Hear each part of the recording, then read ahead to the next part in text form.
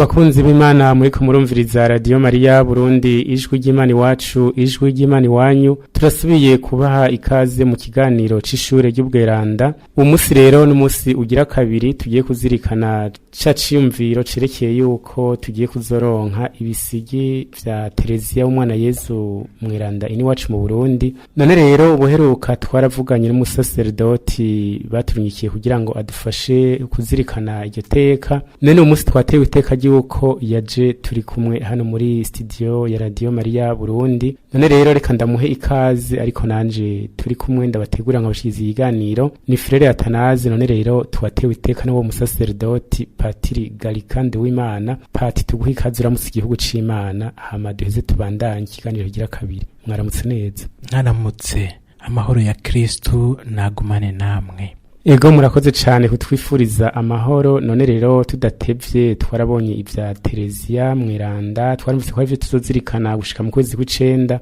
None Patriga wa musi twagumye tugira presentation gusa kugira tumenyane umunsi rero dutangure neza idonido. Mbega none wotubwira Tereza wariwe, mbega wavuga ngo Tereza mutoyi, ngo mbega none ubuzima bwiwe bumeze gute, yabaye hehe ko mbona n'ivyo vy'ubweranda ibiturangara aho tubaye navyo biradufasha. Harabusanga baba mu nkuruma, harabusanga bibera ahantu hatekanye. None wo Tereza ninde, ubuzima bwe bwabayeho gute muri ivyo vyose? Mwe tubwira mwe mu bizi kudusumvya mwaje hano kutuyagira. Murakoze cyane nkuko umuvukanyi Frere Atanazi amaze kwibabwira. Muri iyi minsi dufise umunezero wo kwakira Tereza mweranda w'umwana Yezu hani wacu mu Burundi. Turiko twitegura kwakira ibisigi byiwe Lorike. Icyo twita ibisigi by'umweranda cyanke Lorike n'umubiri wiwe cyanke ibyamukoze ko cyanke ibyo yakoresheje. None uwo mubikira mweranda aje kutugenderera turamuzi. Wosanga ibyo yigeze kwandikira musaza we kubw'umutima Patiri Beriere natwe bituraba. Yagize ati: ntimunzi uko ndi by'ukuri. Patiri Gigoshe umupadiri w'umukarume watugejejeho inyigisho zihariye zo kuri uwo mweranda yemeza ko n'ubu ivyo Tereza yabwiye uwo mupadiri bandikiranira bishoboka ku bantu benshi bamukunda. Bamwe bibwira ko Tereza ari ntashikirwa Imana yamanuye ivanye mu ijuru ikamutereka ku isi. Yamara uwo mupatiri w'umukarume aduhishurira ko Tereza mweranda ari umwigeme yaraciye bugufi yitonda cyane. Ni umuntu nk'abandi, afise umuryango akomokamo. Yaravutse arakura yinjira muri Karumeli ahabana n'abandi, agira igihe cyo kurwara hanyuma arapfa arahambwa. Kuba yaravukiye mu muryango w'abavyeyi b'abakristu byatumye ahabwa indero rukristu. Kubera ibyo Tereza yamenye Imana akiri muto, atangura kubana nayo akurikiza uko iwabo baza barabimwigisha. Yari afise bakuru biwe 4 babimufashamwo. Nyina yapfuye afise hafi imyaka 4 n'igice. Turaza kuraba ingaruka byamugize ko mu buzima bwiwe. Se basigaranye yamukunze urw'umubyeyi w'umugore n'urw'umubyeyi w'umugabo. Rero urukundo Tereza yakunzwe na se rwamuhaye ishusho y'uko Imana ikunda abantu kurya umubyeyi akunda abana biwe. Vyatumye Tereza imbere y'Imana yigenza nk'umwana. Imbere y'ababyeyi biwe yizeye ko bamukunda, ataco yobaburana, nk'uko atacamutera ubwoba bahari. Uko kwizera kuzuye yashize mu Mana nziza nk'uko ayita, kwabaye isoko yo kurondera mu ijambo ry'Imana ukuntu Imana ifata abantu bato bato bayizera, maze asangayo akayira kagufi kerekeza mu nzira y'inkuru nziza biba imbarutso yo kwitagatifuza kwiwe mu buzima bwa minsi yose. Uko yabayeho tubisanga no mu byo yanditse ari muri Karumeli. Izo nyandiko ni izi: amabaruwa canke amakete, ivyese, ibisabisho n'udukino. Hari n'ibanga ry'ubuzima bwiwe, histoire d'une âme, yanditse abitewe no kugamburukira umukuru wa Karumeli yari na mukuru we bavukana, ari we mama mukuru Anyesi wa Yezu. Ico gitabo caje guhindura uburyo bwo kumva iby'Imana kw'abakristu mu myaka ishize irenga 100. Canditswe ubwa mbere mu mwaka w'1898. Catumye haba ihinduka mu bijanye n'uko abantu bategera imigenderanire yabo n'Imana.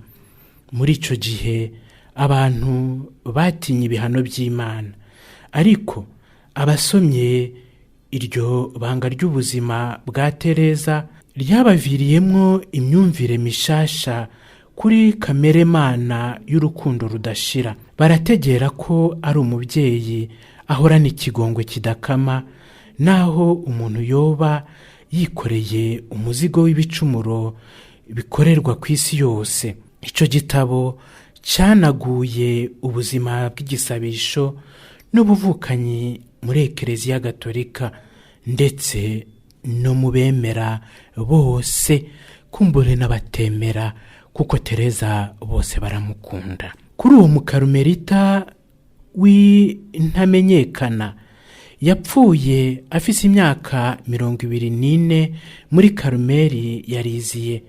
Niki catumye anywana n'umukama ku buryo bw'agatangaza.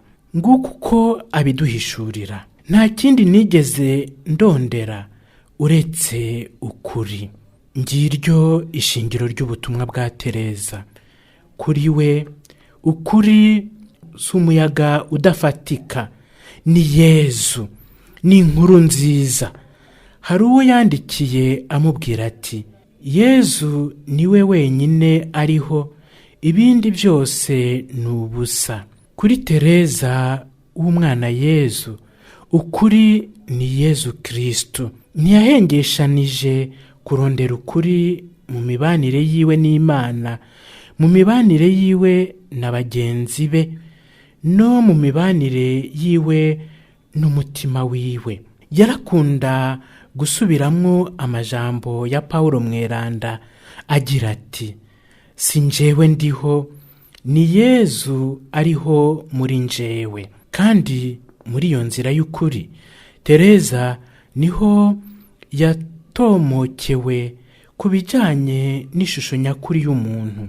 Yarahishuye urukundo rwa mugenzi we icari cyo, maze atanga insiguro y'ico gukunda arico, atari mu majambo gusa, ahubwo mu bikorwa. Gukunda ni ugutanga byose, ni ukwitanga wewe nyene. Uko niko kubaho kwiwe mu tuntu duto duto mu buzima bwiwe bwa minsi yose. Ku buryo budasanzwe nivyo byamuranze mu minsi yiwe ya nyuma y'uburwayi, akibagira ngo akunde, anashimisha abandi, agirire neza mugenzi we uwo ari we wese. Bityo ahishura ko urukundo rw'ukuri, urukundo rwa kivandimwe, ari urukundo rutagira imbibe. Ntacyo rukora kidatunganye, rwemera byose, rwizera byose, rubabarira byose. Nico gituma kuva aho apfiriye kuwa 30 Nyakanga 1897 abantu bose bamukunze. Tereza arabandanya kwegera no gufasha abasoma ivyo yiyandikiye ku buzima bwiwe ndetse n'abakira ubutumwa bwiwe. Ababa mu gihugu cacu c'u Burundi caciye mu ngorane zitavugwa, ndabifurije ko Tereza, umuvunyi w'abamenyesha inkuru nziza n'umwigisha w'Ekleziya, yobigisha uko twobaho ukuri kuzima. Uko kuri ni Yezu, Imana nzima yigize umuntu. Ni Yezu ubwiwe azodufasha kubana neza n'Imana n'abantu, tukugururira umuntu wese inzira y'ikigongwe no gusubiza hamwe, maze bikatubera kakayira kagufi Tereza yaduharuriye. Nyakubahwa Patiri, urakoze ku gice ca mbere dushikirije c'ivyerekeye Tereziya, uko yarari, aho yavukiye, ubuzima bwiwe. None Patiri, mwatubwiye ko hari musaza we ku mutima ngo yitwa Patiri Beriere. None mbeko mavuze musaza we ku mutima, yari umupatiri w'umukarume? Ko mbona mwatubwiye ngo muri basaza baba Karmelita. Hari n'ibindi mwatubwiye yuko se wiwe ngo yamukunze cyane, hamariye kubura nyina wiwe ngo akabona ko Imana ari umuvyeyi mukunda, mbere agakura ngaho kongereza gukunda Imana. Ivyo natwe biraduha intege tukumva ko umwe wese mu bimushikira vyiza biramutera intege mu gukunda Imana, ariko hari n'abandi usanga ari nizo ngorane akabirizo zidukuza mu kwemera. Ivyo ni kuri Tereziya mweranda. Mwatubwiye kandi ko yari umukarmelita w'intamenyekana. None je nca nibuka ko yari ahantu biyugarana. None burya mu biyugarana Pati hariho abamenyekana n'abatamenyekana, kumenga bose ntitubabona, kandi none yari intamenyekana gute Pati? Mudusigurire hama tukabanda ikindi gice ca kabiri. Beriere yari umupatiri w'umumisionari wa Afurika, akaba yaramenyanye na Tereziya umwana Yezu, bityo Tereziya amufata nk'aho ari musaza we, akaja amusabira, asabira n'ubutumwa bwiwe. Ikindi wavuzeho cyo kuba papa wiwe yaramubereye umubyeyi, bikamufasha no kumenya Imana kurushirizaho no gukunda Imana kurushirizaho, nuko papa wiwe amaze gupfakara yabaye koko umubyeyi witangira abana be, umubyeyi ubereka urukundo rw'umugabo n'urukundo rw'umugore, aba byose ku bana biwe, abana nabo. Tereza w'umwana Yezu ni ntamenyekana, kandi kuko yinjiye muri Karumeli ari umwana mutoyi cyane, yari afise imyaka 15. Ivyo turaza kubigarukaho mu kanya gatoyi. Yabaye ntamenyekana rero kuko nta bintu byinshi navuga ngo yarashoboye. Ibyo byatumye yumva ko agomba kwitagatifuza mu tuntu dutoyi. Yabaye intamenyekana kandi kuko akenshi iyo umukarumelita nubwo biyugarana, yapfuye yamaze kwitaba Imana, bategerezwa kugira ico bamwandikako. We rero baba bakuru biwe, baba n'abandi babikira babanaga nawe, bibazaga ibyo bazamuvuga ko, kuko nta bintu yakoze mu mubano wabo muri monasteri yabagamo.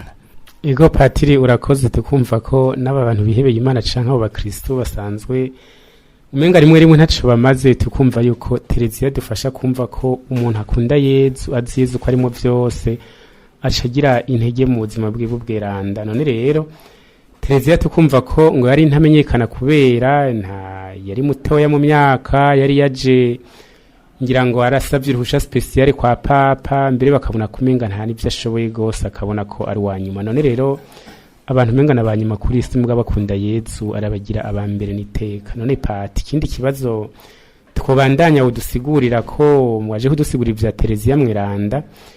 Narigeze kubona ko bavuga ngo hariya Ilansoni, hariya muri mwatubwiye ko muvyo mutubwire iyo yaba, ngo ko hari imyaka ngo isa n'umutwenzi ngo utamanzuye. Aho naho ni 1873 gushika 1877, bakavuga ngo isa ngo ni imyaka ngo isa n'umutwenzi. Pati, vyo bidusigurira neza kuri Tereziya mweranda sinzi ko mwabizirikanye sinzi.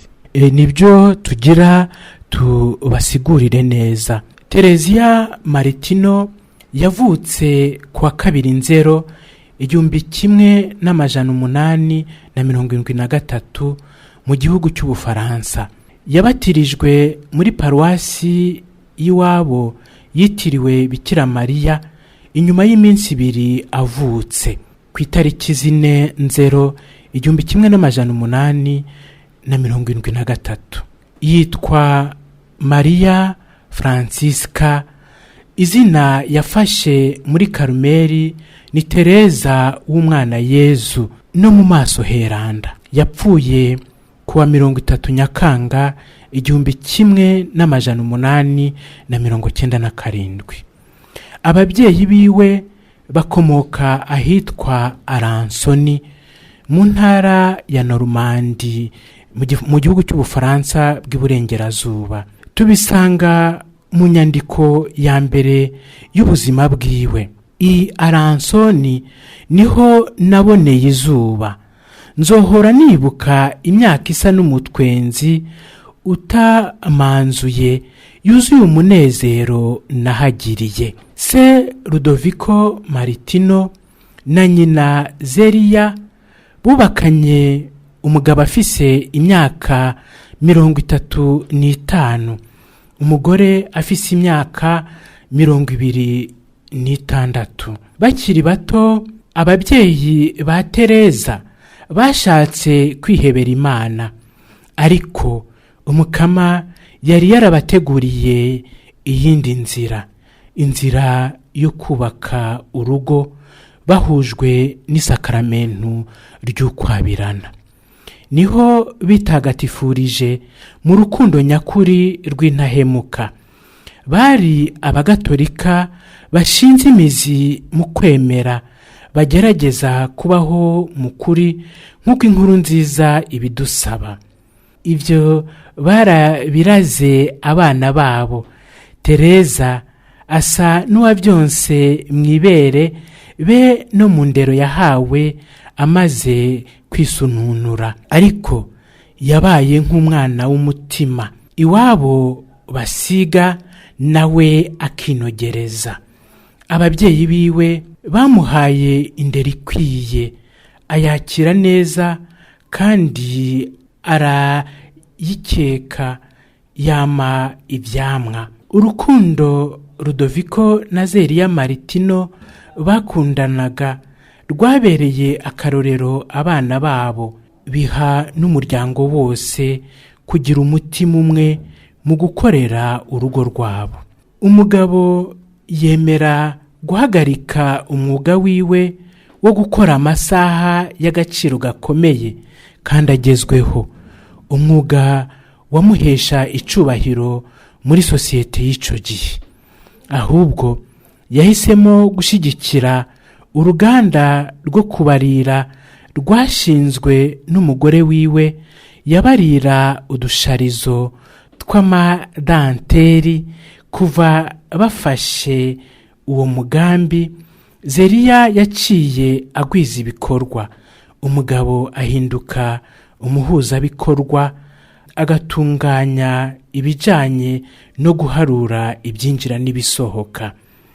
Biyemeza batyo gushira hamwe ingufu zabo mu gusenyera ku mugozi umwe. Bubatse urugo rwabo nk'iyindi miryango isanzwe, bagasangira hamwe akabisi n'agahiye.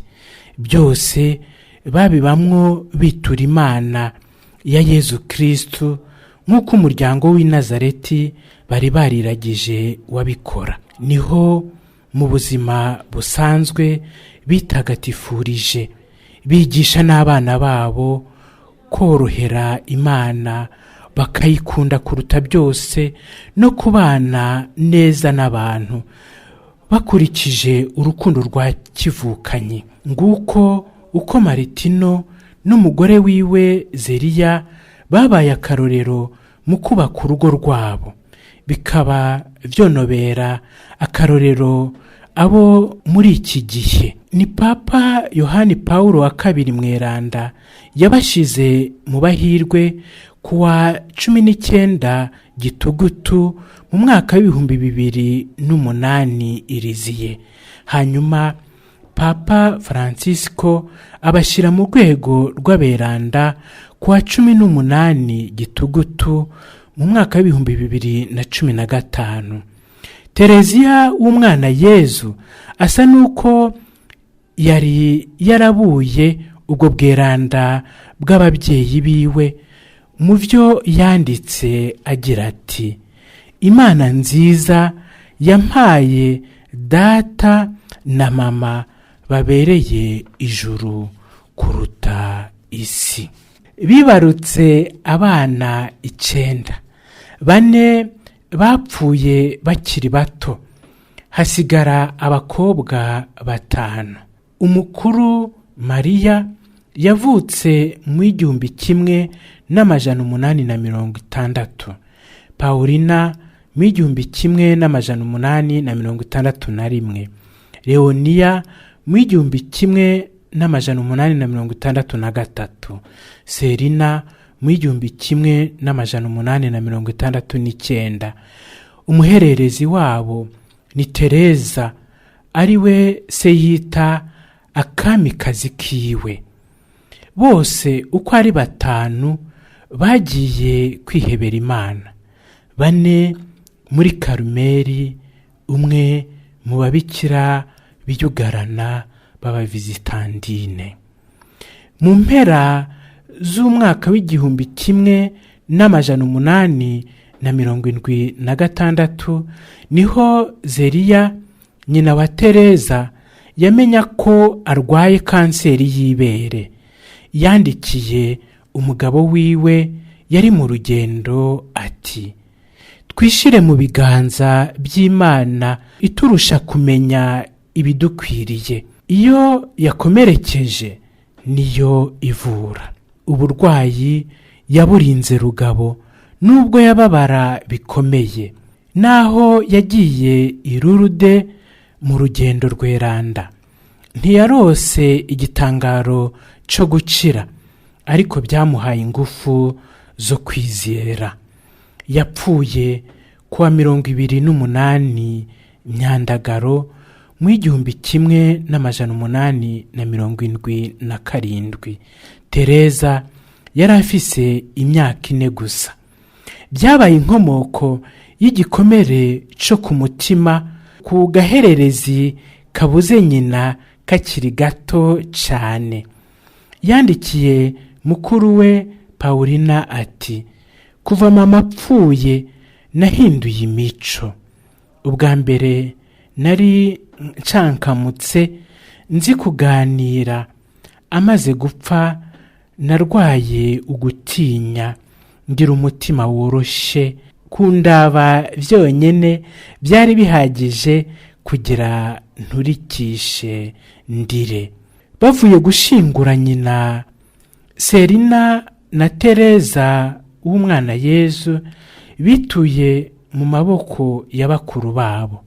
Serina ati: ni Mariya azombera mama. Teresa nawe ngo ni Paulina azombera mama.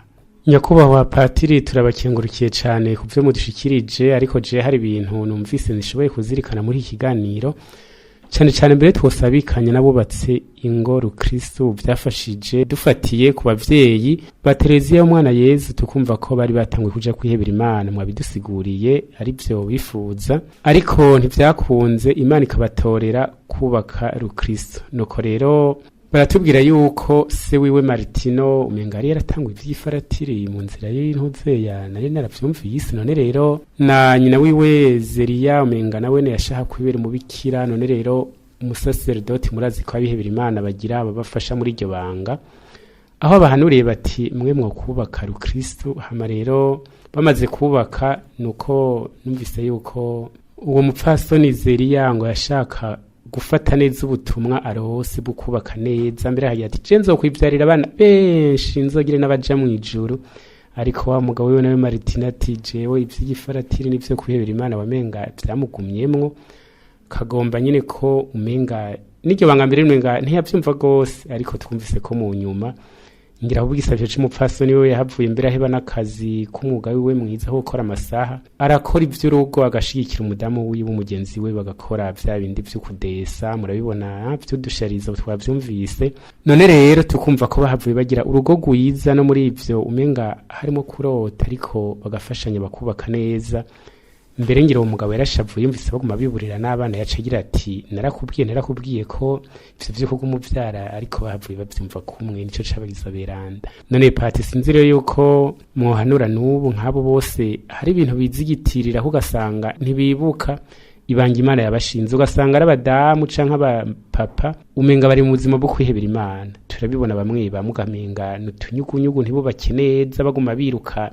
hari ukabona ko ikibanza gikuru bagiha ivyo kwiparuwase ariko mu rugo ntibashoboye no kuraba abana no kubaka neza ibanga ryabo rya mbere ntibarikore cyangwa ugasanga bihebeye Imana hari aho usanga bahindura bakaja muri ivyo bakaveveta mwinga mu bintu vy'ingo bakibagira ibanga ryabo no gusenga bakavyibagira none dusozere rero uhanura abo bose ngira ngo kugira ngo abavyeyi ba Tereziya babera akarorero babambaze mbere umwese yumve ko gukurikira ibanga Imana yamutorera ico gikuru.